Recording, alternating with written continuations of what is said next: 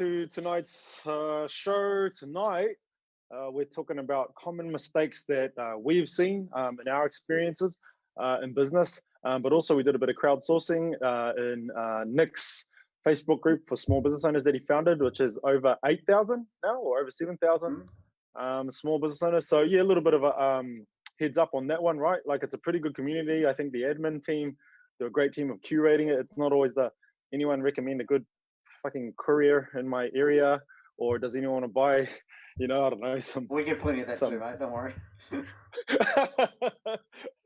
Right, but yeah, not a lot of trolls and all that kind of stuff. So if you're looking for, and I strongly suggest that we all are anyway. If you're looking for a community of business owners that kind of get it, they're in a similar context, then it's definitely a good group.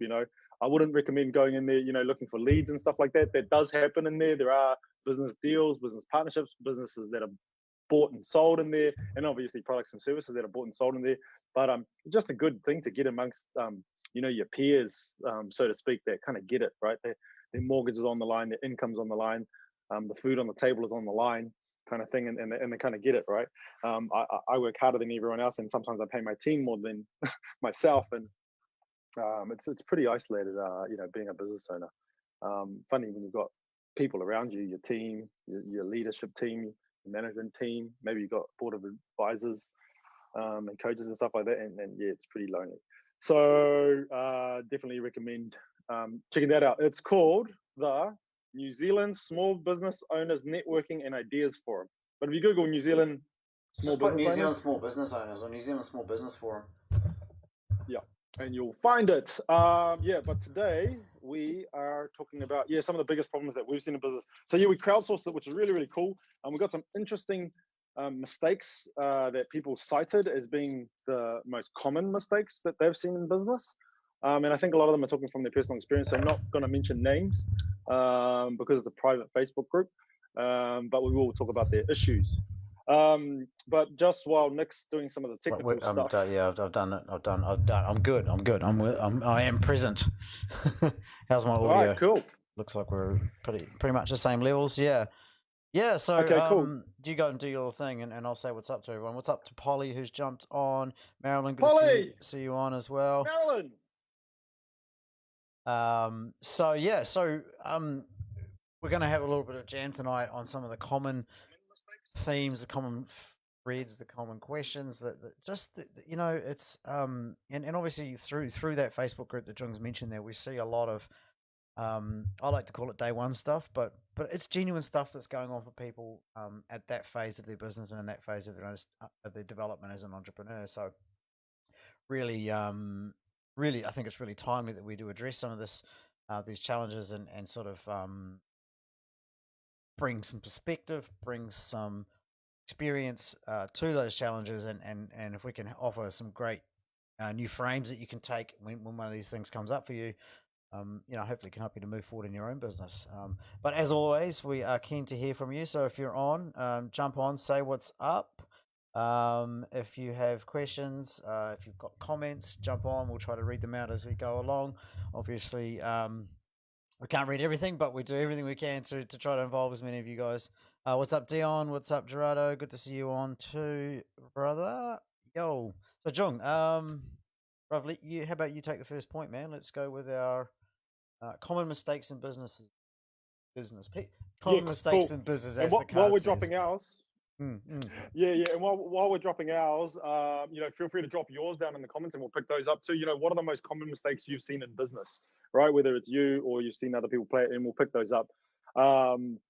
My three, right? Because I thought we'd just do three, and the common mistakes. Number one, not designing your business journey right from the start, correctly from the start. Number two, not being customer centric enough. And that's both at a actions level, a tactical level, strategic level, and even a mindset level in business. And three, not pacing yourself for the marathon that you're just entered into, which is starting and running and growing a business. So do you want to drop your three, or do we want to expand on my ones? While we're there, why not? So I think the first one that pops to my mind is is really not understanding what business you're actually in. Thinking that you're in, one thing where what you do is what you think you do. I'm a chiropractor, I fix backs, may not be what you really do. What you really do is you're in the holistic health space, and you create, you create a better sense of well-being for people. That's just one example, but we can deeper into Don't that. they fix all the broken CrossFit people? Bro, I think that's the CrossFit is business that they're invincible. actually in. Invincible. Go jump up and down off a box, reverse, like as much as Bro, I fell off the many box times as you can in on 1 minute. Wednesday. On Wednesday, I fell off it, sprained my wrist, went ass over. It was freaking hilarious. Did your mates in the little mini skirts and stuff Bro, come over and help no you one and saw say, it. No one saw it. I was like, oh. I had to get myself up. Do your what, I bro? had to get myself up off the floor, dust it off, and be like, fuck this. And MRAP is such a weird concept. So thanks for that. Thanks for the shade. Number 2. You're fucked now, right? No. I'm good, man. I'm good. So I think All number right, 2. Come on, bro. Okay, number 2 is going to be what I feel, and it's. I had an interesting conversation around this today. Is it's partnerships, and it's going into partnerships or relationships with people in business who they're not the right fit for you as an entrepreneur, and they're not going to be the right fit for your business long term. And I mean, I've made that mistake before. And it is quite a powerful one, and it's an easy one to make early on, because of a lot of things coming at you. And the third one, it's simply put, it's a lack of financial acumen, a lack of financial intelligence, a lack of understanding money, numbers, and how it all affects how your business works. So, we're going to go. I'm going to go throw to Jung, and he's going to run through his first one, and I'll check out the comments while you're doing that. Oh, yeah, okay, cool. Yeah, because Polly's got one too, and I want to come back to Polly. Lovely to see you again, Polly. Yeah, I know all about school holidays, man, so it's good to have a little bit of normality back, right? So, yeah, now, just trying to expand on what these problems are, because, mine come from talking to, like, literally hundreds of business owners and not designing it right from the start, right? And it's a simple process. And man, all the gurus will tell you about it, but we just don't do it. And then the thing is, we don't do it regularly, right? And people say have a business plan, and I think it's before that, set some goals. Set some goals, right? Because man, how many? Actually, we know 89% or 92%. It's huge anyway. The number of businesses in New Zealand that have less than 5 employees, 90%.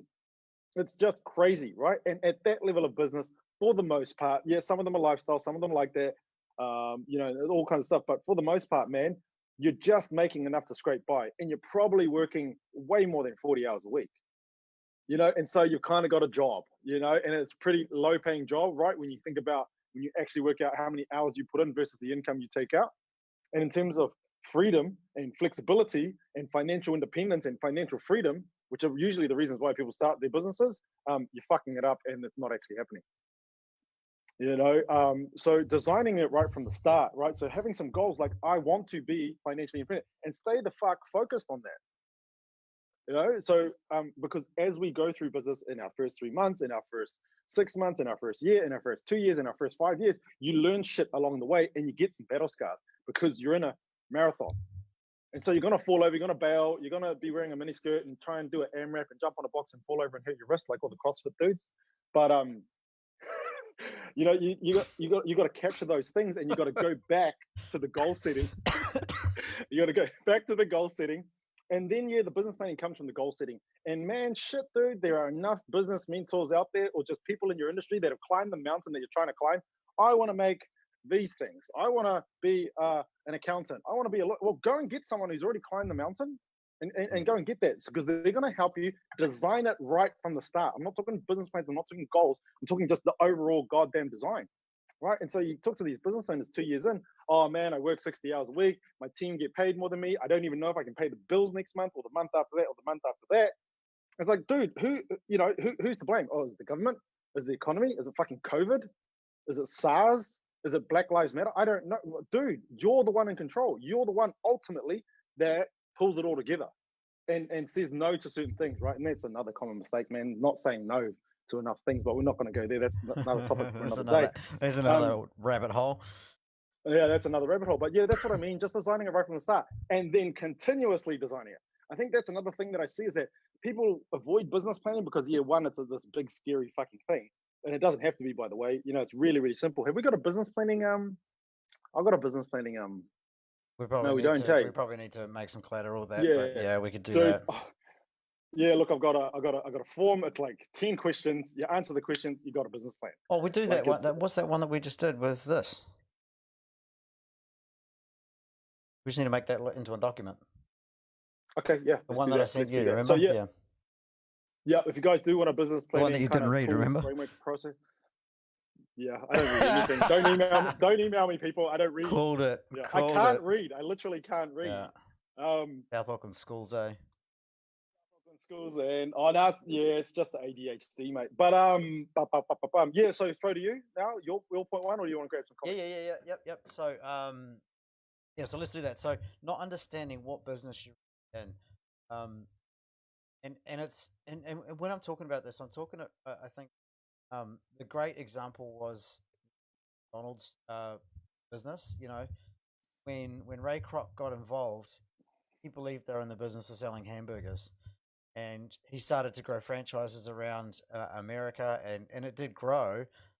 But it wasn't until he met his one of his financial, actually a guy from the bank, long story, but who basically said to him, mate, you're not in the hamburger business, you're in the real estate business.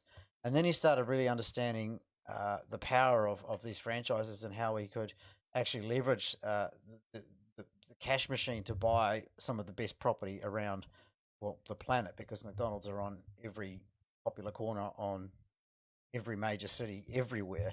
And so let's just take that back to a macro level or a micro level for some of the smaller businesses in here. It's really about understanding that you are not your product and you're not your service, but you really need to focus on the value you deliver and the outcomes that you give your clients. And when you start to think of your business like that, you're going to find that people are actually going to follow you, and your marketing message is going to be easier, and your overall way you put yourself into the marketplace is going to be very, very different from anyone else who's in your space. And you're going to be able to charge more because you're so much clearer on who it is you are and the value you provide to them. And ultimately, particularly in service based, you need to have that point of difference so that you can charge a premium. But I'm going to keep it pretty simple. I think that wraps it up right there, John. So love it. Yeah, let's keep it short. We got lots to go through today. Do you have some comments you want to hit before we move forward to the next ones? Yeah, I fully agree with what you're kind of saying. Not understanding the business that you're actually in. So nice to have you back, Polly. She's definitely guilty of the first one because she just moved from a contracting business without really thinking through what that meant or realizing there was much difference. Boy, I was wrong. Marilyn, we have made all the mistakes of hoping partners will work as hard as we do in the business. It's so costly. So that's your point two, which we're going to come to. And that's what I love about Marilyn. She's got that experience. And again, so guys, like Marilyn, sorry, Marilyn, I'm going to fuck this up, but really pretty successful web development company, really defined niche, been around maybe 10, 15. And actually, if you go back into the previous business form, maybe in like 20, 30 years. So if you're trying to be a web developer or a web designer, would be a web development agency, what the hell it is, then hit Marilyn up. Say, hey, can I buy you coffee or a virtual Zoom coffee or whatever it is, and ask if you can pick her brain. We can have coffee now, mate. We're good. You can go out and have coffee. I think she lives in Tauranga, so yeah. There might be someone in Tauranga who likes coffee. Yeah, 100 million%, right? And then Polly's saying yes. She wants the goal setting sheet, but she's still got the business planning. She wants the business planning process thing, but she still hasn't done the goal setting. When she does that one, she can get the next one. Hey, Polly. Yeah, 100 million%, Polly. I'm going to reinforce this, right? This is business coaching kicking in. It's like fucking. That's what I mean. Not designing it right from the start, and we don't go ass about face and try and do the business plan without having some clear goals. And again, there's that annual process, but I imagine if you're in a small business, man, I'd almost argue you do it 90 daily. Like every 3 months, man, you go back to the goals, you go back to the business plan. Am I achieving these things, right? Light. Hard. Am I achieving things? Are they still relevant? You know what? Maybe I love my business so much and I love doing my service so much that I don't need to make $10 million like you set out to do when you're really naive and just, oh, I'm going to get financially independent so that I can do what I want with my time. You know what I mean? And these are the kind of narratives that we kind of start out with, which are You sound really, like a network marketer now, bro. Work from home, hey? Make endless amounts of cash. Sorry, Build Arbon, a is that you? fucking click Is that you, funnel Arbon? with an ebook. Poor ebooks. We bag on ebooks. Point two. Let's go. Cool. Right. So not being customer centric enough. I think there's kind of 4 levels in business. Just to frame this up a little bit. Not being customer centric enough. You got actions, you got tactics, you got strategies, and you got mindset. Right, and they all play in. An example of these 4 areas, right? Mindset levels is vision, mission, purpose, personal goals. Philosophical kind of stuff. Strategy, obviously, business plan. Which market do I play in? Who's my avatar? What's my key offer? What's my key messaging to them? Rah. Tactical is, how our onboarding process works, how our sales process works. Tactical is kind of like a smart way of doing actions. It's in between, obviously, strategy and actions. And then actions is like, man, like a waiter that comes to your table and you can tell they hate their job or they just don't want to be there. You feel that shit. And that's what I call customer centricity in actions. And really the best way to sum this up, if I'm honest, man, is as a human, not having enough empathy. Right throughout those levels in your business. Deep, man. Right? Because right at the goals level of your business, your vision, your mission, your purpose, right? That mindset level, man, you need to start with who do I want to help? And that'll tell you how you're going to help them. And so again, avatar or persona, target market, niche, whatever fuck you want to call it, that drives everything in your business because it starts at that vision, mission, purpose level, and the strategy or the business plan falls under that. And so you've got to have massive amounts of empathy to be in business. And then some of the examples we're going to talk about later, like partnerships and things like that, it's about empathy. It's about how do you be in a good relationship with anybody, right? Whether it's your spouse or a customer or a client or your child or your rugby mates or your business partner if you don't have empathy and massive fucking amounts of it. So yeah, look, that's probably the biggest mistake I see. They go, people don't want to buy my shit. And I'm like, some of the problems we see in this Facebook group all the time. Oh, sales aren't strong enough. Finances aren't strong enough. Why?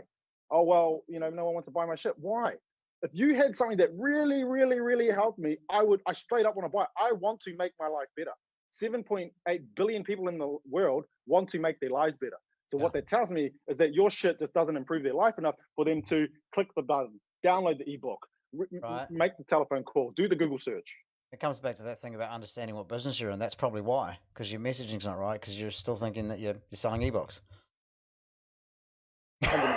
Bro, you're so gonna have to write an ebook at some point this year. Yeah, I'm gonna write. We're gonna make it. John write that. Right. Like a cheesy fucking fella. So, can I hit partnerships now, or business partners, or those types of things? Business partners, yeah, and then we'll go to some comments. Yeah, sweet. So, I think the common thread is, someone gets an idea, they think, awesome idea, I'm going to grow a business out of that. The first thing they do is they run along and tell their best mate about it. Most best mates being supportive and good. But that's an awesome idea. I'm keen as, I'll help out, I'll get involved with you. Or they go and find someone who's maybe got some resources that they don't have. I want to develop an app. Jung's really good with, programming. So I go, Jung, can you develop this app? It's a real gangster app. You do that, and I'll go and I'll do the other parts of the business. And Jung goes, yeah, bro, that's a mean idea. So like a TikTok, right? Or TikTok, yeah. Turn that off your kids, mate. Yeah. Yeah, my 4-year-old. Yeah. Very gangster TikToker. The thing now. So there's that, and then there's the other one is the financial partner. So I want to get this thing off the ground. I don't have any money. So they go and look for a financial partner, which oftentimes is family or a friend or someone who has got some financial acumen, and it seems like a good idea, but often the arrangements or the person who has the financial acumen really understands that money isn't that valuable. and understands that if they can get some leverage on your time, that they're going to end up winning. So, I think that'll give you some context. But I think the big thing with partnerships is really understanding what it is that you're hoping to achieve after you understand what business you're in, what it is you're hoping to achieve from a partnership, and why you would want to have a partnership versus having. And I'm talking about a business partnership here, not strategic partnerships, because strategic partnerships are a very, very different thing, and they're often not involved in. Come on, bro. The financial No, like, side of the business. way to clarify, at the end of your point. Like, partner. Go. No, I'm done. You Sorry. go. I had to take it. Like, I'm like, oh wait, I thought he was talking about strategic partnerships all that time. Come on, man. I started at the Sorry, start. Oh man, someone throw an egg at Jung for me. Ah! Hey, what's up, Sire? You like my driller techniques? He'll know what that means. Anyway, I hope that makes okay. sense for people with partnerships. But long and the short of it is, don't get into a partnership just because it's going to be a financial advantage, or someone's got some reason you don't have without understanding. Go, John. Oh, 100%. Hey, I could talk for 10 minutes on this, but I'm just going to give my 30-second thing. Act like it's a fucking marriage. Right. When you go to a business partnership, act like you're going to get married to this person. Take this shit that seriously. You know, what happens if they get a cocaine habit? What happens if they get cancer? What happens if you divorce? What happens if they cheat on you? Or what if they're bad with money? You know, all these types of things. This is how you need to think about it. You need to think about it at that level. Like, I'm going to get married to this person. And arguably, you're going to spend more time with this motherfucker than your spouse. So it's even more than a marriage. All right, so take it that seriously. And then do your due diligence accordingly, because it is that serious. It is that impactful on your life. Okay, cool.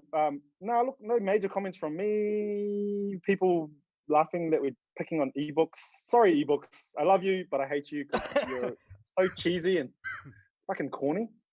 Fiona just said, hey, if you've got empathy, if you have fur babies, you have empathy in spade loads. Yes, yep, totally, 100%. Sometimes you just want to boot them out of your house, but no. Or maybe their shit isn't presented well, showing the benefits. I think she's talking about people that you look to partner with. They don't explain things. But Fiona, comment back if that's right or wrong. Man, this is controversial, man, but fuck fur babies, man. I got these two little humans that I'm goddamn responsible for. And when they came into the world, man, I thought I had purpose before that. Now I got purpose. Everything I do in my life ultimately will affect their existence. That's fucking purpose. Like a fucking dog, like. Hey, I like my dog. Yeah, Finn's pretty cool, I gotta say. Like, super chill, for it. Oh, but it's a Labrador, so it's a good breed. Anyways, it's a good dog trainer. That's what it is. Don't be all like, oh, it's your dog. Mate, I put in time. Took it I to that cool effort into that right? relationship. Yeah, I remember you took it to the training school. Hey, what was that? Like $800 or something, right? Yeah. He was already training. I think he's tired. I just put a little more work into her. Much. Hey, I got a compliment. She's with some friends, and she said, "Oh, she's so much better behaved than when I had her last time." Good. So you took it back to the training. You know why? Because you can smack them, Jung, and you can't smack kids. 100% agree with that. 100%. No, I don't. Okay, cool. So point 3. Point number 3 for me is not pacing for the marathon. Right.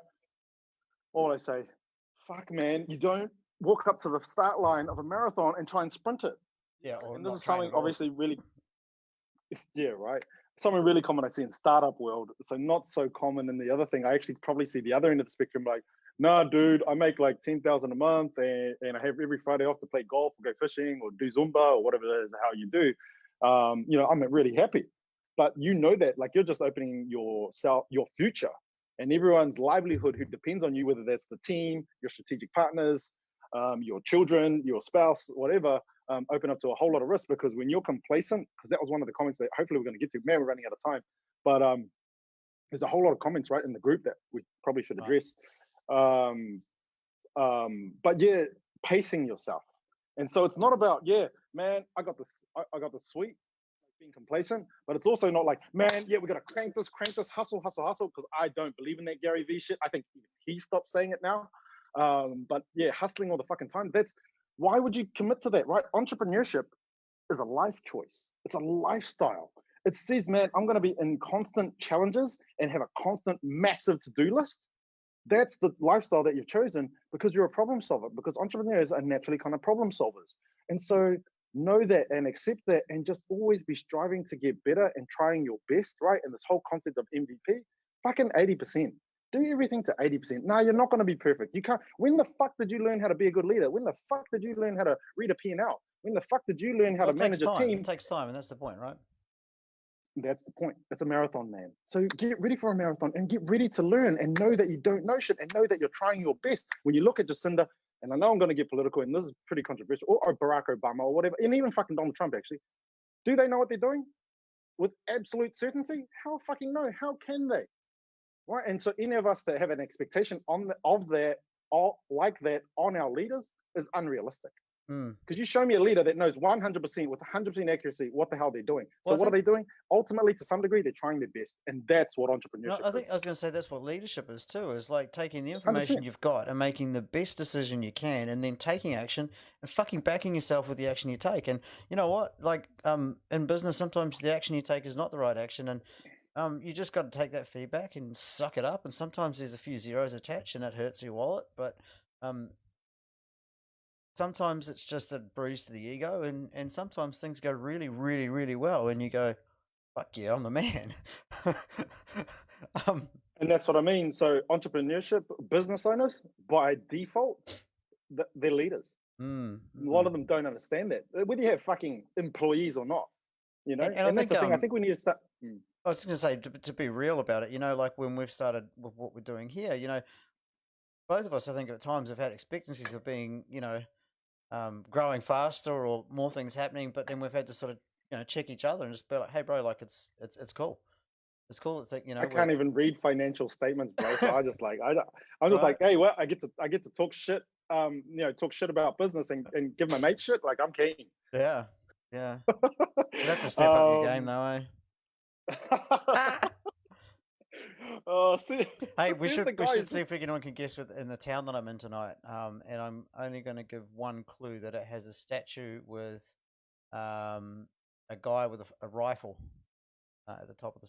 It's like at the top of the tower. There's a guy with a rifle, okay? And it's in the South Island. What are you on? Like looking for guys with rifles? Rifles. I like guns. I like shooting shit.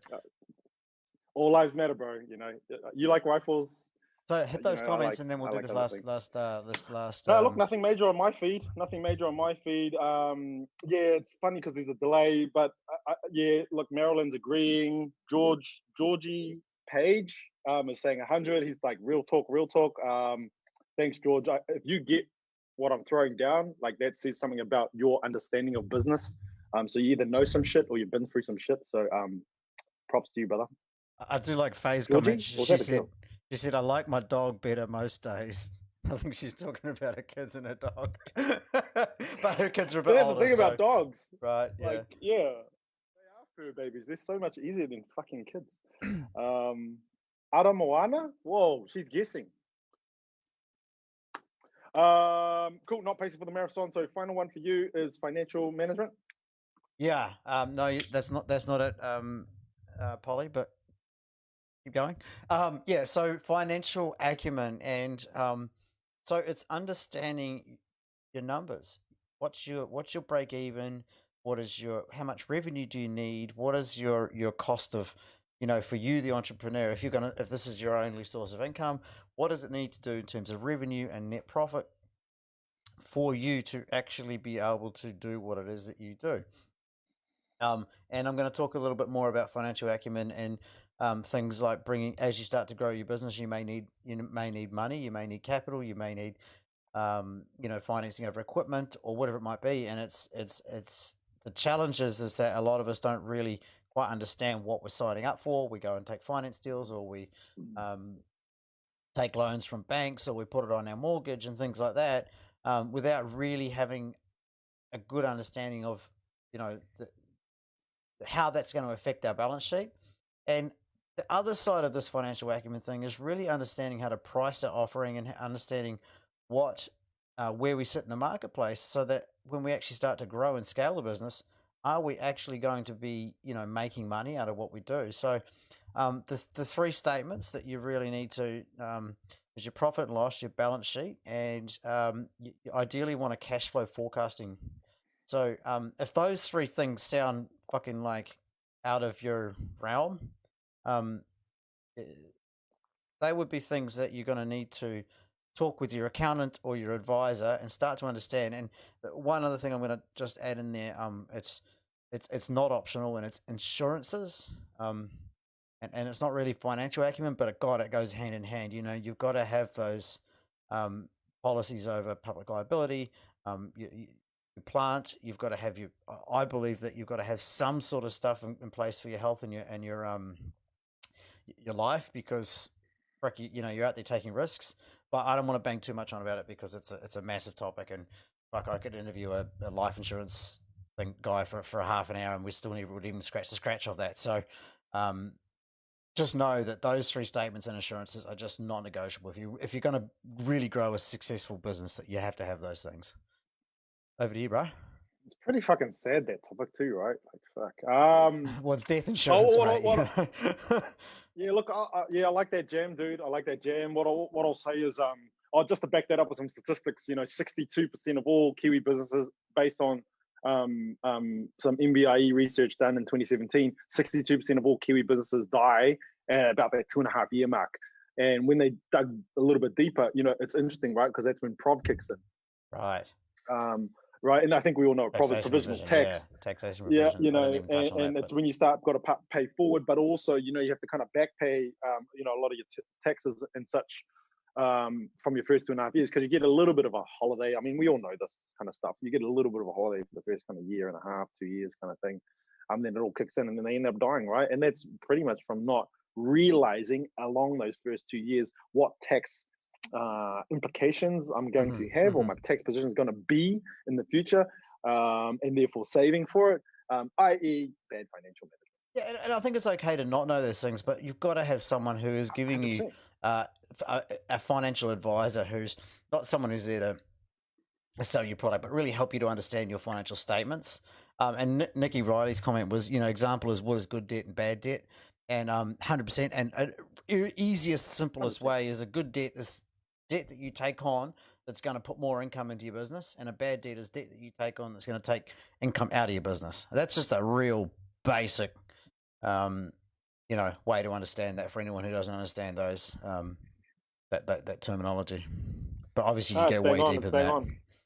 Yeah, I'm going to do a plug here, dude, because, we're all about fucking pitching and shit like that. But, right, because we're doing something really, really cool, right? So we're doing business coaching. You might know that there's potential government funding. We're registered as NZTE service providers or some shit like that anyway. But basically, if you want business coaching, there's potential, potential 100% funding available. And we've got a finance team on board now that'll help you build out that shit, right? I think when you're small, you don't need to worry too much about balance sheets. It's probably like an annual thing with your tax returns and all that kind of stuff. So your accountant should be handling that. But in terms of running a good P&L, we've got a team that'll help you do that. And this is a cool kicker, because a lot of accountants aren't in the space or doing it really well, will help you build a cash flow forecast. Right? And that's potentially all fully funded, man. And fuck, I swear to damn God, man, when you're running a small business, the cash flow forecast is your fuel gauge, it's your speedo, it's everything. Because you chose business as your system. You're not a not-for-profit. You're not an influencer, a fucking Instagram influencer.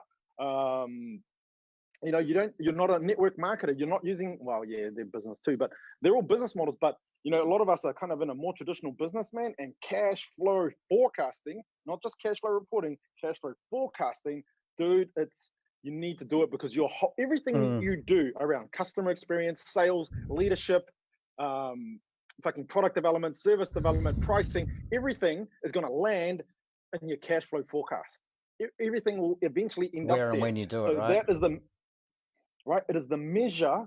It is the assessment of all of your business activities. That is pretty much the KPI, which is why someone like me, when I come into to check your business, I'll ask about your numbers. And when you don't know your fucking numbers, that tells me straight off the bat. I say, oh, hey, what's your average kind of monthly revenue? Fuck, bro. Yeah, cool. I know what kind of client you're gonna be. Yeah. You know, you need to know that shit, man. It's like doing CrossFit and not knowing that you can do 100 burpees and. Don't talk about things you don't know anything about. Eh? You lose credibility, man. Yeah, so excuse the plug, man, but straight up, I'm excited about it because, man, this is what so many. They estimate 90% of small business owners in New Zealand don't have a cash flow forecast, and 70%, by the way, don't have business plans. So don't do that, because 90% of our small businesses are just shit and not going anywhere and eventually going to die. Which is sad, man. Especially given times now. I don't know. I think we all know some sad stories. 8:35, dude. We got we're probably out of time. Yeah, I want to hit these comments. Yeah. Okay. What do you want to do? Yeah, let's do comments. I want to do a quick update on any movements on Biz Shiz. I want to play that little video and then we're going to bounce. Okay. So Holly's just said, yeah, totally agree. You got to have that emergency money that you can put out there when the forecasts are looking a bit sick, and that's just it's good financial strategy to make sure you've got a buffer. And a lot of people start a business without any cash on hand, and I'm not sure exactly where I heard this, but it was someone that said to me early on, if you haven't got 6 months of your own personal living expenses ready to go, then there's no way you'd want to quit your job to run your business in the early phases until you were able to sustain your life, your family, pay for your kids, that kind of stuff for that period before sort of jumping out the plane without a parachute, if that makes sense. And there's obviously going to be formulas and all that stuff, but that's just something that someone said to me a long time ago, and it stuck with me for yeah. I like 3 months, but 6 months is even better. But I think 3 months. Yep. If you know what you're doing, then 3 months should get you through. You want to do a Biz Shiz update? A lot of people loving their dogs. Shout out to all the dog owners. What's up? Yeah. Go dog owners. I just don't get it. I'm busy enough with kids. I don't know how we'd have a dog, but props to you guys. So what I want to do for you guys, I built a little. I did an interview with one of the guys who went through our pilot mastermind, and I'm actually going to play this interview. So I'd love to hear some feedback, some comments while it's playing, and then we're going to do a little wrap up, and that's us. But in terms of what's been happening with business, Biz Shiz, I'm traveling. It's been flat out coaching. So other than a little bit of I've actually done some meetings around the South Island with some people. So shout out to Faye, who's watching tonight. I met with 3 people while I was in Christchurch, and 3 in Nelson, and 2 people in Blenheim. So looks like we're going to have a little South Island squad going, which is going to be pretty cool. So you got anything to add, or can I roll the footage? Oh yeah, just before you do, so we're about to wrap up. This is really cool. This is kind of one of our good clients' experience with our Biz Squad, which is a group of business owners getting together. But if there's anything else you guys want to talk about, any questions you want to ask, maybe throw those in the comments, and then after the video, if there's anything major, then we'll grab it. Otherwise, we'll kind of wrap up and let everyone get back to their fur babies, maybe. Yeah. All right. So this is a little video we did with Rob. So I'm going to hit play now. I'm Rob Bullen. I own Think Forward.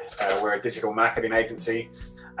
Something unique about what we do is that we help consultants and professional services create leverage in their business and gain more clients. Hey, so why did you start your business? I've been doing digital marketing and websites for a number of years, and a big thing is that every man in this dog calls himself a web developer or web designer now. We created Think Forward to help businesses really get online, get a presence, build an audience, build credibility, and essentially generate sales. Something that I'm proud of is the feedback that you get from a customer when it's changed their business, it's changed their life. They had a goal to get somewhere, and you came in as a partner and you helped them achieve that goal. What was your favourite aspect of what we did within the mastermind, and how it sort of helped you with your business and your situation at the moment? I think probably the favourite aspect was the accountability. I think that's kind of thing for me was having people there that are in a similar situation that can relate to, I guess, the stress that you're feeling, or the different struggles or problems that you're facing within business. Because it's very hard to find people that actually get it, people that understand it, and to have a group of people that do get it and do understand it and can give you, quite good feedback on the different things that you're doing. And when you say, oh yeah, so by next week this is my goal, and then having the people there to go, hey, so did you achieve your goal? For me that was part of it. That was a really good part of it.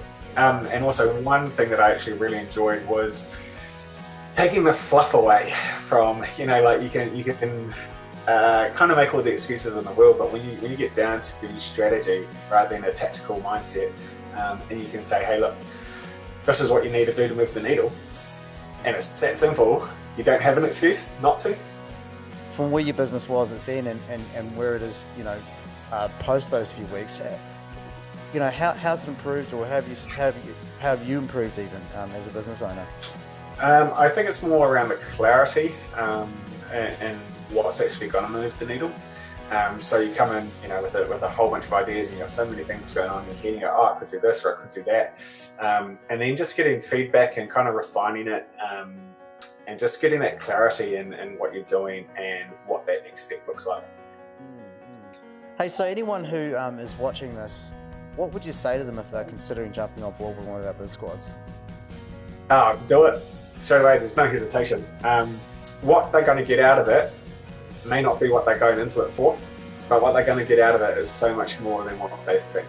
With your guys' experience in business, where you guys have come from, your different approaches to different problems and different issues, having two people in there that are facilitating, that actually have that background and understand all the different aspects of business and can come at it from two different angles, is really valuable.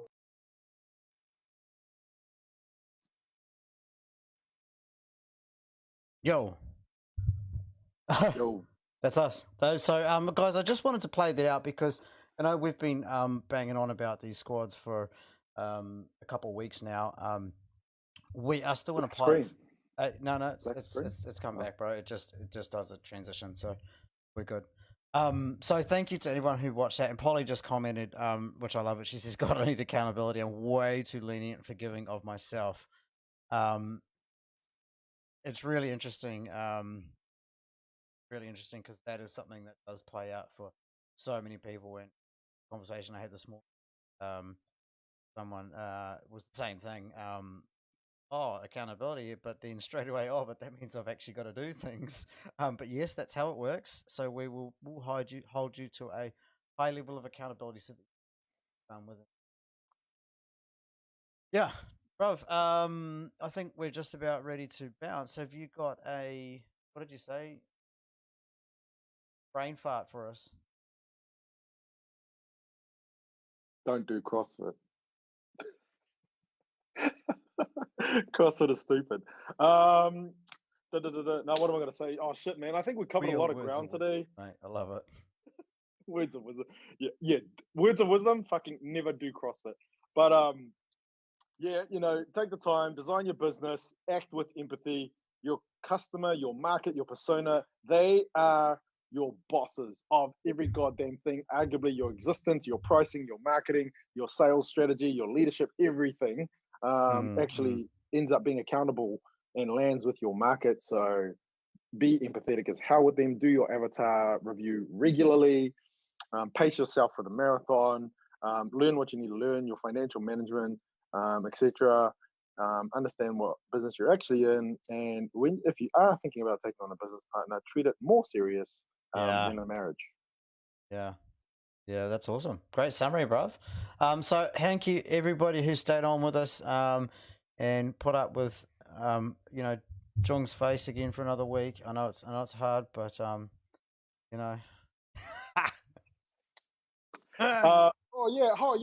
And this is what I want to start asking every week, brother. Can we ask, is there anything else you guys want from this show? Right? Like, I always want to be proactive and just deliver value. Do you want me to stop swearing? Do you want me to swear more?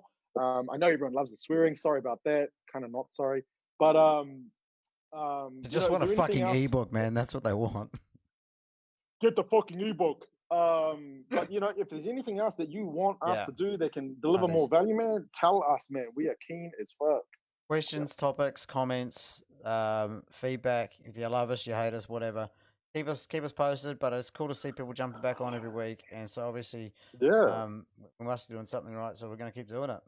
Oh, let's do a gratitude appreciation thing, man. Actually, sorry. Yeah, look, I know we're signing off. You probably got your finger on the button, but no, look, I appreciate it, man. Our views have been, far more than I expected. Our engagement's been far more than I expected.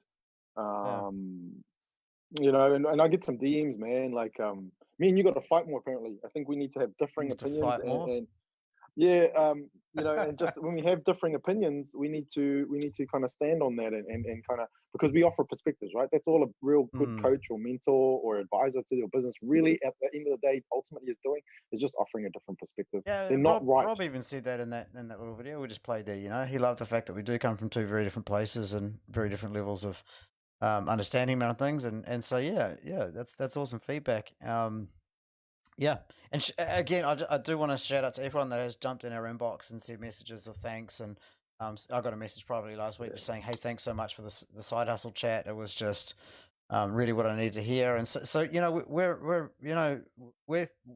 that stuff helps us to continue to do this. Brooks just said we're all adults here.